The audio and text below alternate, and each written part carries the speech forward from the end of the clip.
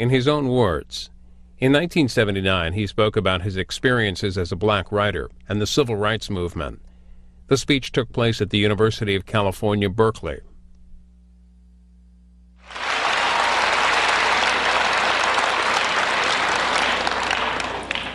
I'm going to improvise like a writer on some assumptions. And though I feel a little uneasy in doing this, in saying this, nevertheless, what a writer is obliged at some point to realize is that he's involved in a language which he has to change. For example, for a black writer, especially in this country, to be born into the English language is to realize that the assumptions of the language, the assumptions on which the language operates, are his enemy. When Othello kills Desdemona, for example, he says, "I threw away a pearl richer than all my tribe." I was very young when I read that, and I wondered about that. Richer than my tribe?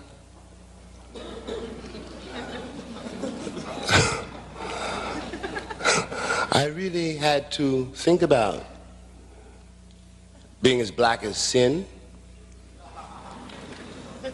as black as night, black-hearted. And in order, this is another story which I won't go into, in order to deal with that, really, to deal with that, at a certain time in my life, when I was not in this country, but in France, where I could not speak to anybody because I spoke no French, but no one wanted to speak to me,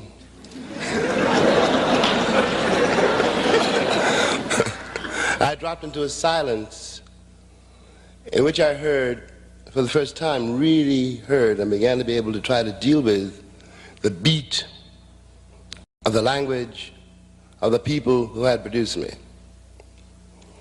I might have been able to do that here, but in the event I was not able to do it here. I did it far away.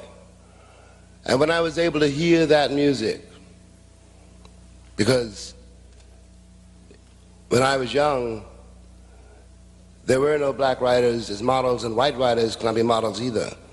I did not agree at all with the moral predicament of Huckleberry Finn concerning Nigger Jim.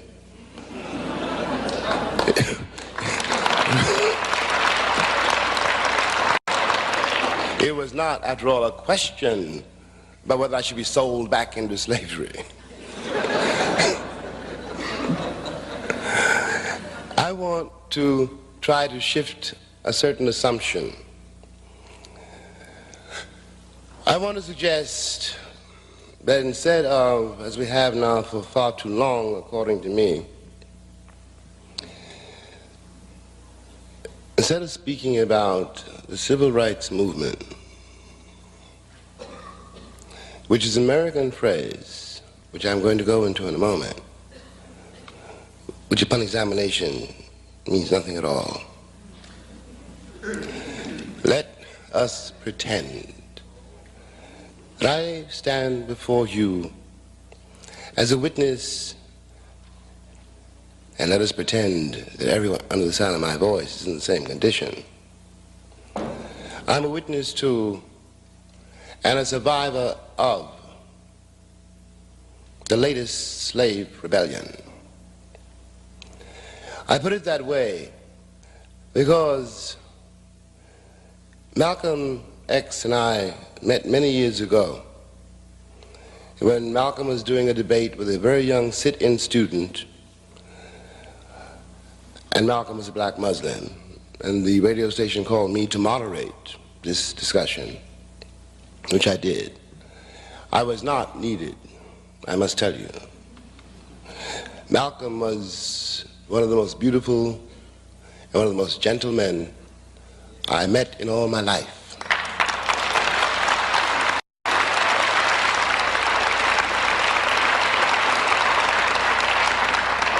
He asked the boy a question, which I now present to you. If you are a citizen, why do you have to fight for your civil rights? If you're fighting for your civil rights, that means you're not a citizen. And in fact, the legality of this country, and I won't further investigate the word legality, has never had anything to do with its former slaves. We are still governed by the slave codes. Now, when I say a slave rebellion, I mean that what is called the civil rights movement was really insurrection. It was co-opted. Now the late J. Edgar Hoover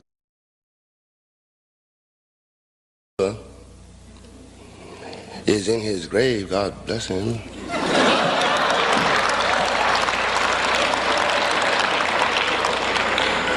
A lot of what I knew and many other people knew during those years, and only a fraction of what we knew during all those years, can now be more or less discussed.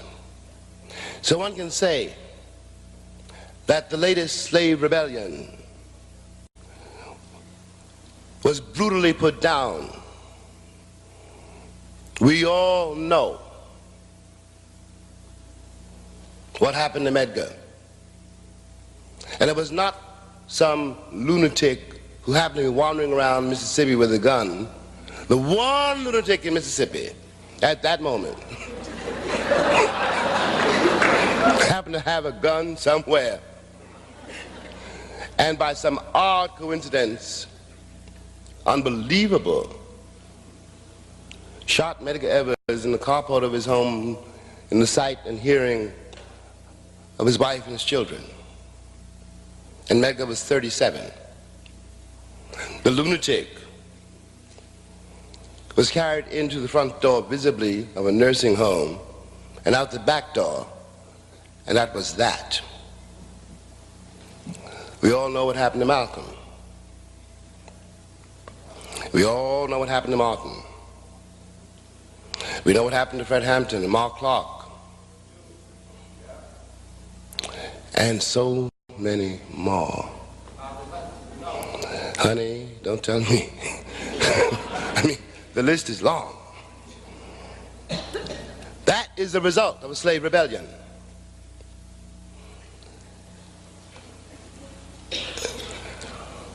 Now, I'm saying that since we are the survivors of it, since we have our children to raise, to save, I'm saying that to say a very brutal thing must be said. Must be said. The intentions of this melancholy country as concerns black people, and anyone who doubts me can ask any Indian, have always been genocidal.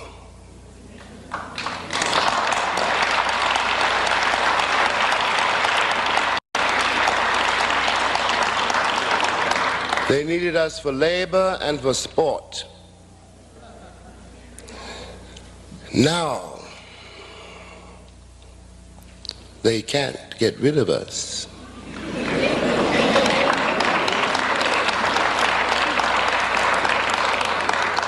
We cannot be exiled, and we cannot be accommodated. Now something's got to give.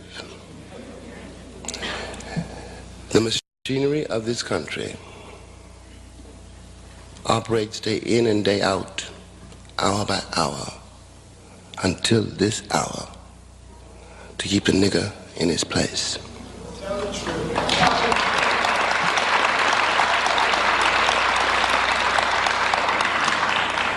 When I was young, among other things, I used to run an elevator murderously, but I ran it.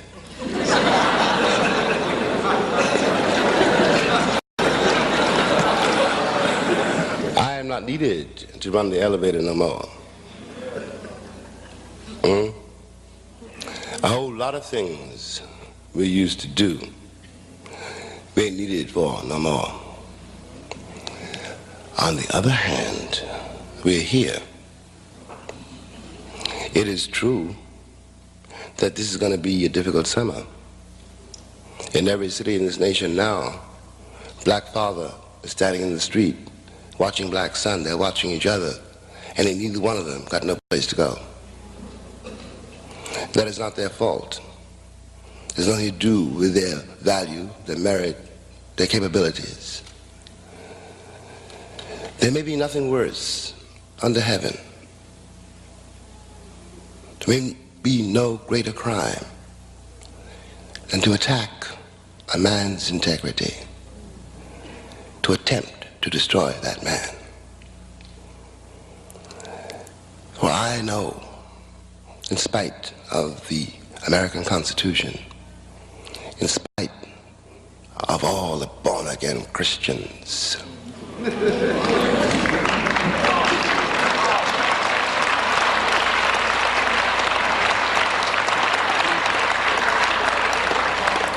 I know that my father was not a mule and not a thing, and that my sister was not born to be the plaything of idle white sheriffs. What am I saying? I'm saying we find ourselves between a rock, if you like, and a hard place. I am saying something else. I am saying that our presence in this country terrifies every white man walking. I'm going to go back and clarify that in a minute. I want to suggest, and it's a very important suggestion, first of all, this is not now, never has been, and now never will be a white country.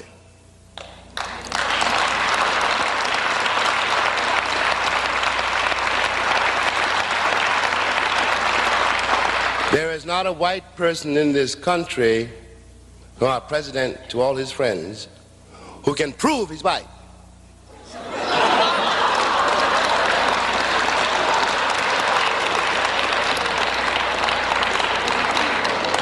It is absolutely true.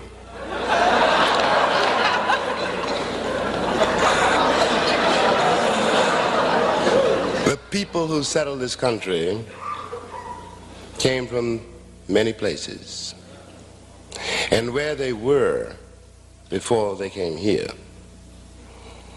was France, England. In France they were French. In England they were English. In Italy they were Italian. In Greece they were Greek. In Russia they were Russian. It is worth noting, by the way, that this phenomenon called Europe has never agreed about anything at all except us. They don't get along until this hour. The only thing that ever unites them, the common market, for example, is about us. And they can't get that together. They're squabbling over what's left of their colonies. In short, they lost their clowns, Ray Charles might put it. And this means that we have to consider, first of all, that white, Malcolm said, it's a state of mind. Because I don't want to be misunderstood as saying, I'm not talking about white people. Insofar as you think you're white, you're irrelevant.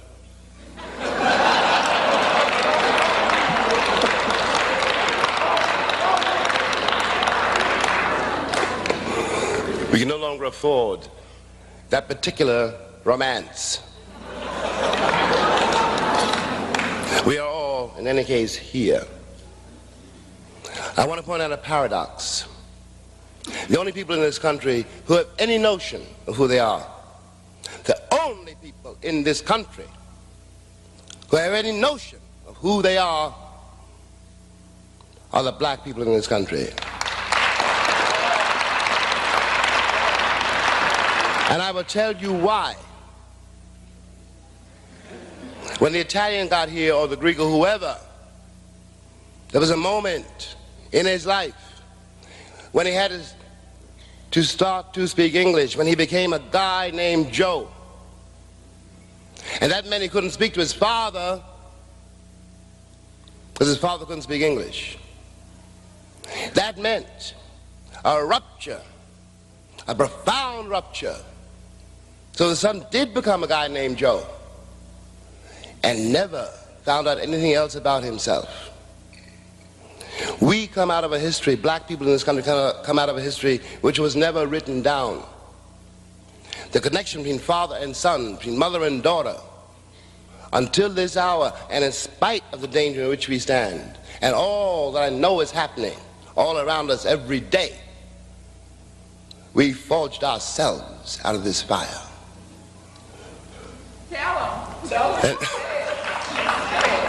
And if we could do that, and we have done that, we can deal with what now lies before us. I know I ain't got no jobs to give nobody. I know that. I know I ain't got no money. I can't co-opt you.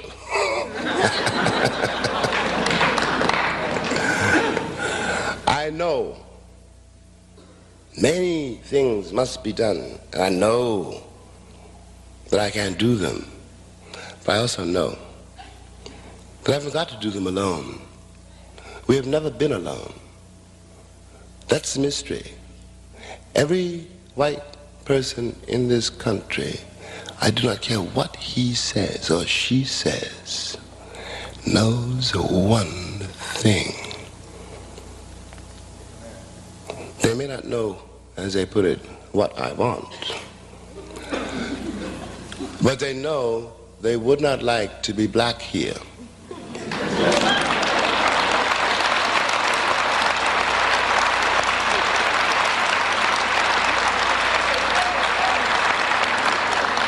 If they know that, they know everything they need to know.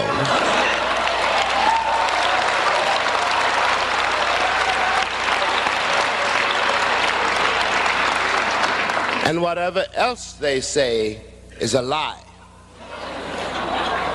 Bear it in mind, children, I mean that. The American idea of progress,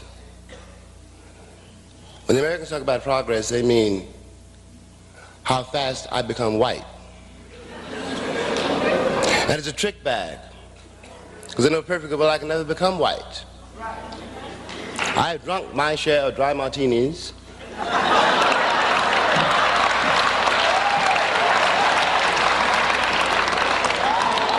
I have proven myself civilized in every way I can. But there is an irreducible difficulty.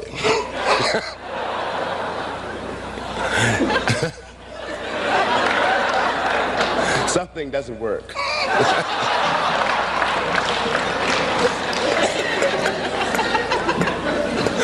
Well, I decided I might as well act like a nigger.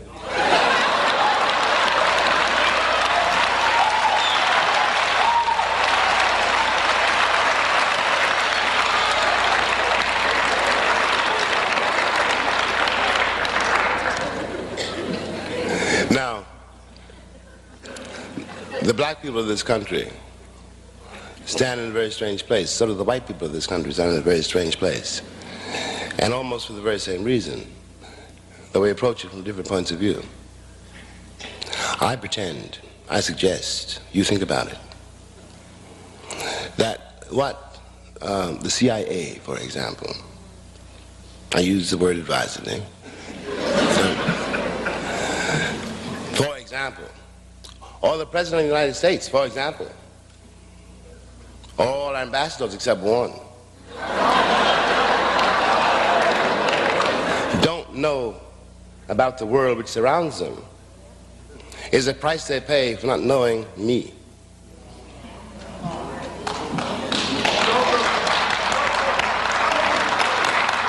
If you couldn't deal with my father, how are you going to deal with the people in the streets of Tehran?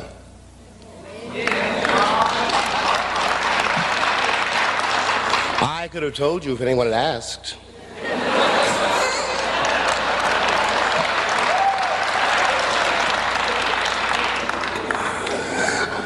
And the fall of the Shah did not in the least astonish me, nor did it make me sad.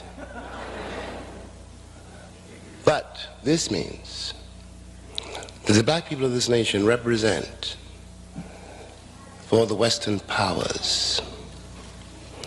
And for the Western powers, for the moment, bearing in mind what we must do to save our children, for the moment, let us substitute the word conspiracy. There is a reason.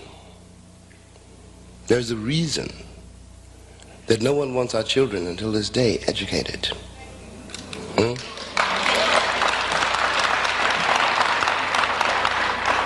When we attempt ourselves to do it, we find ourselves up against the vast machinery of the system of education in this country, which is, among other things, a billion-dollar industry. And the billion-dollar industry is more important than the life of the child.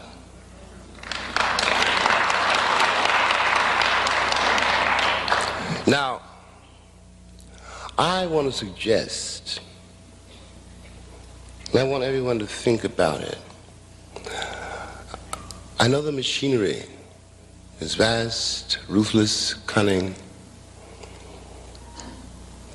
and thinks of nothing, in fact, but itself, which means us,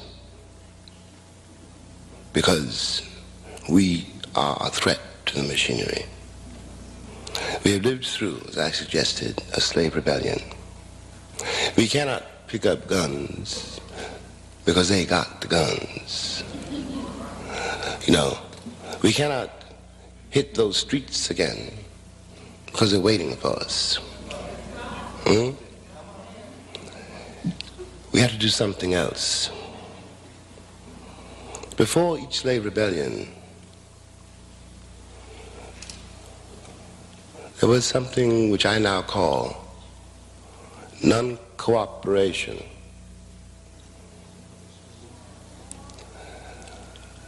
How to execute this in detail is something each one of us have to figure out.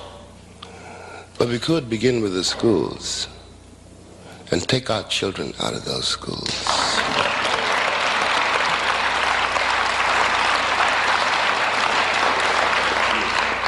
Take them off those buses.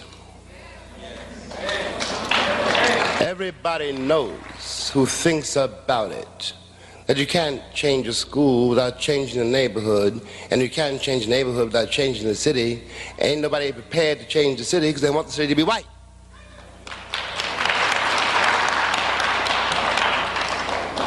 All the American cities have begun to crumble when the white people moved out to get away from the niggers. Every crisis in every city is caused by that.